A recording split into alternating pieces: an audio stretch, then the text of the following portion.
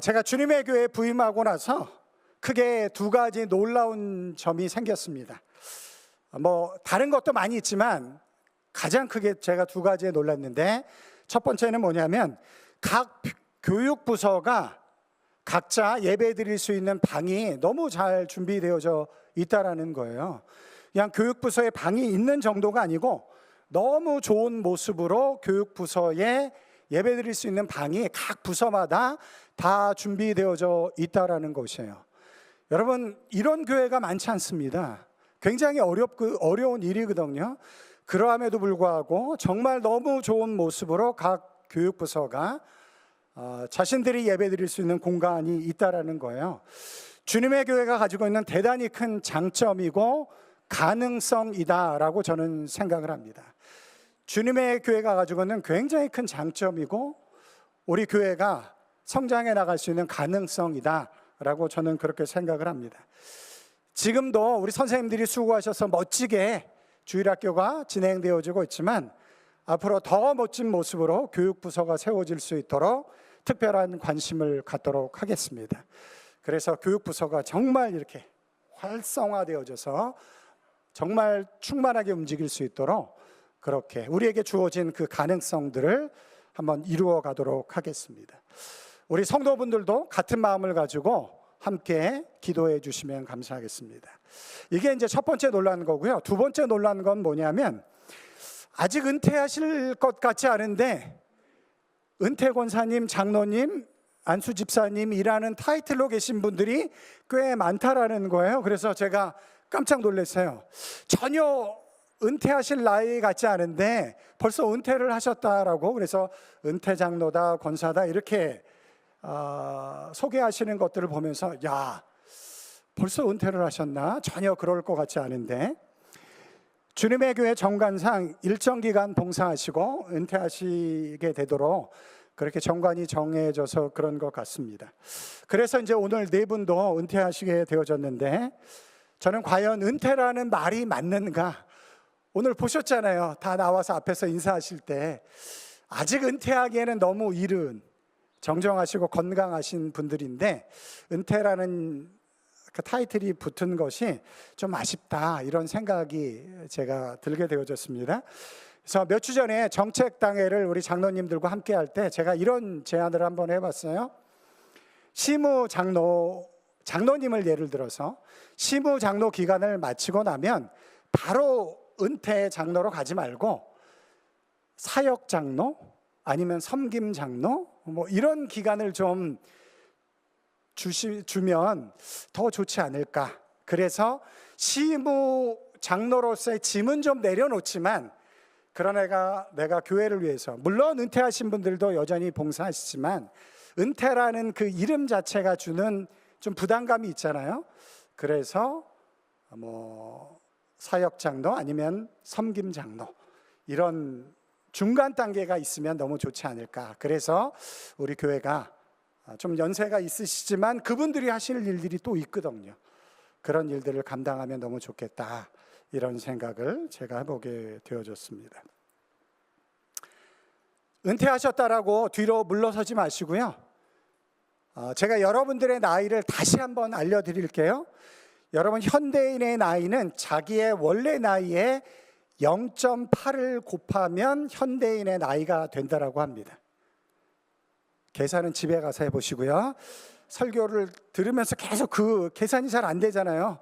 그 계산하지 마시고 어쨌든 자기 실제 나이에 0.8을 곱하는 것이, 그럼 나이가 훨씬 줄어들거든요. 그게 현대인의 나이래요. 그만큼 건강 상태라든지 사회 활동이 많아졌기 때문에, 그래서 사실 은퇴가 조금 뒤로 밀려져야 되는 그런 세상을 우리가 살아가고 있습니다. 그래서 은퇴하셨다라고 해서 뒤로 물러서지 마시고, 내년에는 내가 한번 이런 거 한번 교회를 위해서 봉사했으면 좋겠다, 그런 마음들이 여러분들 가운데 있었으면 좋겠습니다. 오늘 본문은 사무엘이 다윗 왕을 세우기 위해서 그를 찾아 기름 붓는 장면이 기록되어진 본문의 말씀입니다. 너무 잘 아시는 말씀이죠. 오늘 본문을 제가 세 가지 관점에서 여러분들과 함께 나누어 보려고 합니다. 첫 번째, 오늘 본문을 보는 관점은 뭐냐면 사무엘의 두려움입니다. 오늘 본문을 이해하기 위해서 사무엘의 두려움, 이것을 이해하는 것이 저는 굉장히 중요하다는 생각이 들어요. 다윗을 왕으로 세우기 위해서 사무엘이 그를 찾아가 기름을 부었다. 새로운 시대가 그래서 열렸다. 너무 감동적이고 멋진 이야기처럼 우리에게 들리지만 사실 대단히 두렵고 어려웠던 일이었습니다. 2절 말씀을 보시면 사무엘이 이렇게 이야기를 합니다. 사무엘이 이르되 내가 어찌 갈 수 있으리이까? 사울이 들으면 나를 죽이리이다 하니. 사울 왕이 엄연히 건재하게 살아 있는데 다른 왕을 세운다라는 것은 반역입니다. 반역의 끝은 뭐죠? 죽음인 것이죠.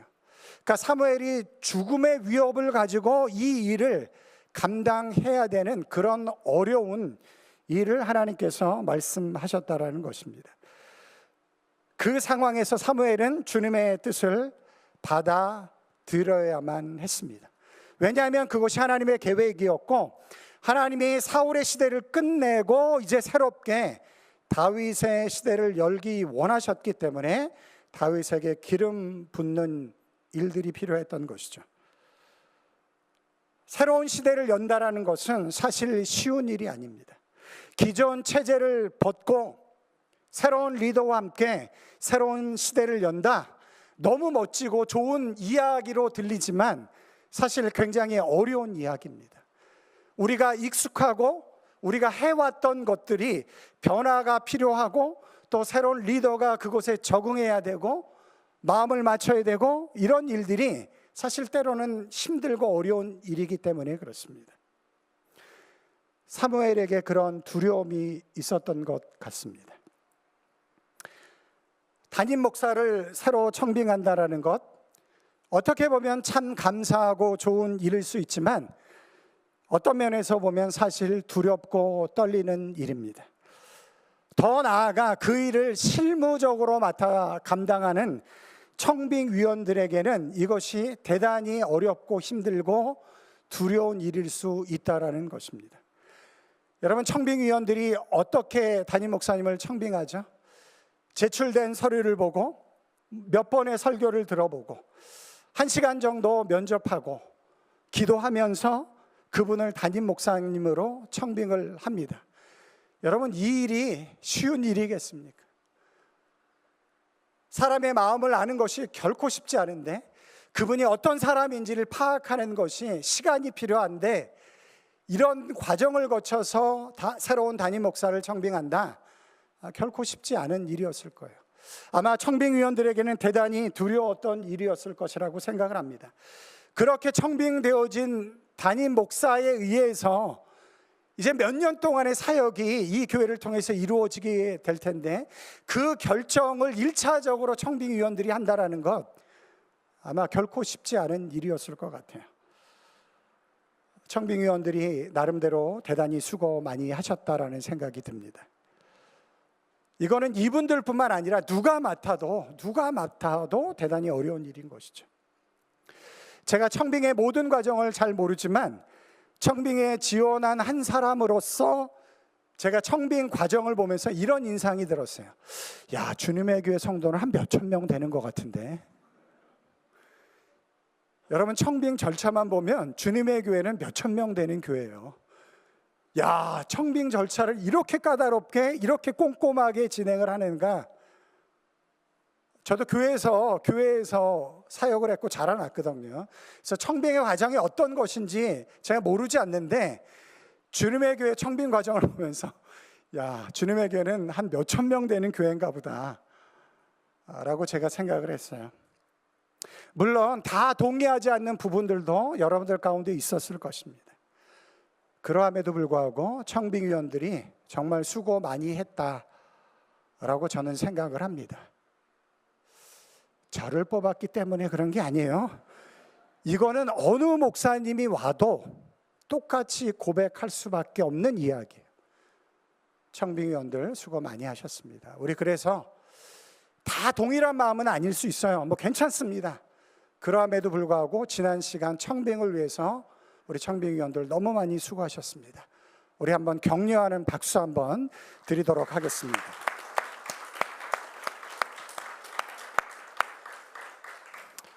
사실 저는 청빙위원지 누군지 다 몰라요. 제가 물어보지도 않습니다. 어쨌든 청빙위원들 수고하셨어요. 사무엘이 죽음의 위협을 앞두고 그 일을 감당해야 했던 것처럼, 그 정도는 아니라 할지라도 굉장히 어려운 일들을 기도 가운데 잘 감당하셨어요. 오늘 청빙 감사의 예배에서 꼭 우리가 기억해야 될 부분이라고 생각을 합니다. 두 번째, 오늘 본문에서 우리가 살펴봐야 될 것은 뭐냐면 하나님의 선택입니다. 다윗의 아버지 이새에게는 몇 명의 아들이 있었죠? 네, 성경을 읽으셔야 되겠네요. 네, 내년에 성경 열심히 읽으시고 8명의 아들이 있었습니다. 첫째 아들이 사무엘 앞에 나타났습니다. 정말 왕이 될 만큼 멋진 아들이었어요. 야, 저 모습만 봐도 저 친구가 왕이 되겠다. 여러분, 그렇게 판단한 사람이 누구죠? 사무엘이에요. 제가 그렇게 판단했다라고 한다면 실수라고 할 수 있지만, 사무엘이 어떤 사람입니까? 기도의 사람이잖아요. 하나님의 사람이잖아요. 그런데 그 하나님의 사람이 보기에도 쟤는 분명히 왕이 될 사람이야 라고 이야기할 정도라면 얼마나 멋진 모습으로 그 앞에 나타났겠습니까? 6절에 이렇게 기록되어져 있어요. 그들이 오매 사무엘이 엘리압을 보고 마음에 이르기를 여호와의 기름 부으실 자가 과연 주님 앞에 있도다 하였더니, 그러니까 주님 앞에 있는 거예요. 첫 번째 아들이 이제 왕이 될 거라는 그런 확신을 사무엘이 가졌습니다. 그런데 놀랍게도 하나님이 아니다 라고 말씀을 하셨어요. 첫째는 아닌가 보다. 둘째가 왔습니다. 첫째는 아니지만 그래도 둘째가 될 법하다. 아마 그렇게 사무엘이 생각했는지 몰라요. 그런데 하나님이 아니라고 하십니다. 7명의 아들이 다 왔어요. 그런데 모두 다 아니다 라고 하나님께서 말씀하셨습니다.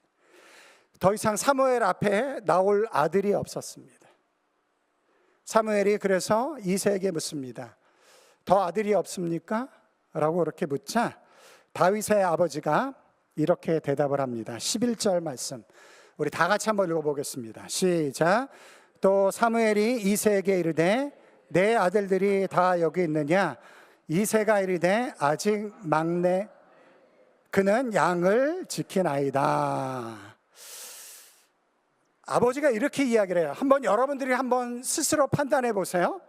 아버지가 사무엘에게 이렇게 이야기를 합니다. 아직 막내가 남았는데요, 그가 들에서 양을 지키고 있습니다 라는 이 아버지의 말에 막내인 다윗이 왕이 될 것 같은 기대가 있나요, 없나요? 기대가 있는 것 같나요, 없는 것 같나요? 기대가 없는 것 같아요. 이거를 음성으로 들으면 너무 좋을 것 같은데 우리는 글로밖에 볼 수 없으니까 좀 아쉽긴 하지만, 그러나 문장의 전체적인 이해를 보면 그 뉘앙스가 그렇게 느껴지는 거예요. 아들 한 명 더 있습니다. 막내가 있습니다. 그런데 그는 들에서 양을 치는 아이예요. 이렇게 얘기함으로 얘는 왕이 될 만한 사람은 아닌 것 같아요 라고 이새가 이야기하는 것 같습니다. 사무엘이 그도 불러오라고 합니다. 그가 사무엘 앞에 나타났어요. 그런데 하나님이 뭐라고 말씀하시죠? 바로 이 사람이다. 바로 이 사람이다. 바로 이 청년이다 라고 이야기하심으로 막내 아들에게, 성경에서 막내 아들을 뭐라고 이야기를 하냐면 하카탄이라고 해요. 저는 이 본문을 볼 때마다 항상 생각나는 말씀인데, 하카탄, 가장 작은 자, 그런 뜻이에요. 하카탄, 별로 이렇게 대단한 단어가 아니에요. 하카탄, 막내, 어떻게 보면 좀 찌질한 아들, 뭐 이렇게 이야기할 수 있는 하카탄. 그 다윗이 사무엘 앞에 오자 바로 이 청년이다, 하나님께서 그렇게 말씀을 하십니다. 제가 한번 질문을 해볼게요. 이제 한 달 정도 저와 여러분들이 함께 교제했는데, 제가 첫째 같은가요? 중간쯤 되는 것 같은가요? 아니면 막내 같은가요?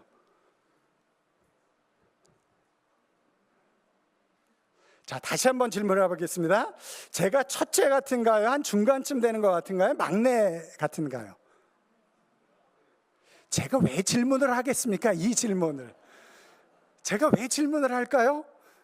제가 막내이기 때문에 그렇습니다. 막내 다윗이 하나님의 기름 부음을 받은 것처럼, 제가 막내라서 받은 건 아니지만 제가 후에 들었습니다. 145명이 청빙에 지원했다. 어떤 분이 청빙에 지원했는지 제가 다 알지 못합니다. 그러나 저는 분명히 확신하는 것은 저보다 더 좋은 조건과 저보다 더 좋은 능력을 가진 분들이 분명히 있었을 것을 저는 믿습니다. 저는 그러한 분들이 분명히 청빙 지원한 분들에 있다라고 저는 확신해요. 저보다 더 좋은 조건, 더 좋은 능력을 가지신 분이 있다라고 저는 생각을 합니다. 145명이 32명이 되고 32명이 16명, 8명, 3명, 그리고 1명이 남았는데 제 이름이 끝까지 남게 되어졌어요. 여러분은 어떠신지 모르겠지만 저에게는 도저히 설명할 수 없는 일이 일어났어요. 저에게는 도저히 설명할 수 없는 일이 일어났어요. 많은 사람들이 지원했다라는 이야기를 듣고 나서 저는 그때부터 기도를 안 했다라고 하기는 어렵지만 기도하는 것이 두려웠어요. 그래서 하나님께 맡겼습니다. 하나님, 알아서 하십시오. 뭐 제가 기도한다고 뭐 어떻게 될 것 같지도 않고 그냥 하나님 알아서 하십시오. 그렇게 기도하고 여기까지 왔습니다. 어떻게 보면 제가 가장 작은 자 하카탄 막내로서 제가 마지막 자리까지 온지 모르겠습니다. 그러면 질문이 생기죠. 왜 하나님은 막내 하카탄 그 다윗을 선택해서 기름 부으셨을까요? 더 좋은 조건에 청빙 지원자들도 있었을 텐데 왜 하나님은 저를 선택하셨을까요? 저는 그 이유를 다 알지 못하지만 부분적으로는 알 수 있습니다. 성경에 그 이유를 기록해 놓았기 때문에 그렇습니다. 고린도전서 1장 26절 27절 말씀 우리 다 같이 한번 읽어보겠습니다. 시작. 형제들아 너희를 부르심을 보라. 육체를 따라 지혜로운 자가 많지 아니하며 능한 자가 많지 아니하며 문벌 좋은 자가 많지 아니하도다. 그러나 하나님께서 세상에 미련한 것들을 택하사 지혜 있는 자들을 부끄럽게 하려 하시고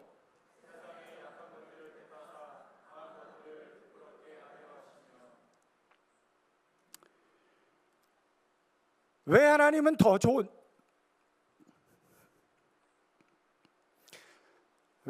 더 좋은 조건을 가진 사람을 선택하지 않고 미련하고 연약한 막내 하카탄을 선택하실까요? 그 사람은 자신의 능력을 의지하지 않고 하나님의 능력을 의지하기 때문에 그렇습니다. 자신의 뜻을 내세우지 않고 하나님의 뜻을 붙잡기 때문에 그렇습니다. 그래서 하나님은 뛰어난 자, 힘 있는 자보다 약하고 부족한 자를 선택하셔서 하나님의 능력이 무엇인지, 하나님의 역사가 무엇인지를 그 작은 자를 통해서 드러내시기 때문에 그렇습니다. 그래서 저를 선택하신 것 같아요. 그래서 감격스럽고요. 그래서 하나님 앞에 감사합니다. 마지막 세 번째, 기름 부음. 하나님께서 다윗에게 이 청년이다 라고 말씀하시니까 사무엘이 그에게 기름을 붓습니다. 기름 부음을 받는다라는 것은 왕이나 제사장이나 특별한 사명을 감당한다라는 뜻이 됩니다. 그렇게 다윗에게 기름 부음 받는 과정이 다 마쳐졌습니다. 담임 목사 청빙 과정이 이제 다 마쳐졌습니다. 그래서 오늘 저희들이 청빙 감사 예배를 드립니다. 그런데 사실 더 중요한 일이 남아 있습니다. 청빙이 다 끝나서 우리가 청빙 감사 예배를 드리지만 사실 더 중요한 일이 남아 있습니다. 다윗에게 사무엘이 기름을 부었지만 사실 더 중요한 일이 남겨져 있어요. 그 일이 무엇인가? 13절 말씀입니다. 다 같이 읽어보겠습니다. 13절 시작. 사무엘이 기름 뿔병을 가져다가 그의 형제 중에서 그에게 부었더니 이 날 이후로 다윗이 여호와의 영에게 크게 감동되니라. 이제부터 어떤 일이 일어나야 돼요? 이후로 다윗이 여호와의 영에 크게 감동되니라. 청빙 절차 다 마쳤습니다. 끝난 것 같지만 이제부터 시작인 거예요. 이제부터 시작인데 청빙의 절차는 끝났지만 이제 여러분들이 저를 위해서 기도하셔야 합니다. 여러분들이 저를 위해서 기도하셔야 돼요. 뭐라고 기도하시냐면 이후로 우리 담임 목사님이 여호와의 영에 크게 감동되니라. 그런 역사가 일어날 때 주님의 교회가 새롭게 세워지는 줄 믿습니다. 제가 담임 목사가 됐다라고 해서 그 일이 이루어지는 게 아니에요. 담임 목사가 됐지만 이후로 여호와의 영에 크게 감동되어질 때 하나님께서 맡기신 제 사명을 감당하게 되는 것이고, 그렇게 주님의 교회가 신실하게 능력 있게 기쁨으로 세워지는 줄 믿습니다. 청빙 절차 끝났지만 이제 시작입니다. 저를 위해서 기도해 주십시오. 저를 위해서 기도해 주십시오. 여호와의 영에 크게 감동되어진 목회자로 사역할 수 있도록 기도해 주시기 바랍니다. 오늘 임직자를 뽑게 되어지죠? 임직자를 뽑고 끝나면 안 돼요. 뽑고 끝나면 안 되고 세워진 임직자들이 여호와의 영에 크게 감동되어질 수 있는 하나님의 일꾼들이 되어줄 수 있도록 기도할 수 있는 여러분들이 되시기 바랍니다. 그때 하나님의 교회가, 주님의 교회가 하나님이 기뻐하시는 모습으로 귀하게 세워지는 줄 믿습니다.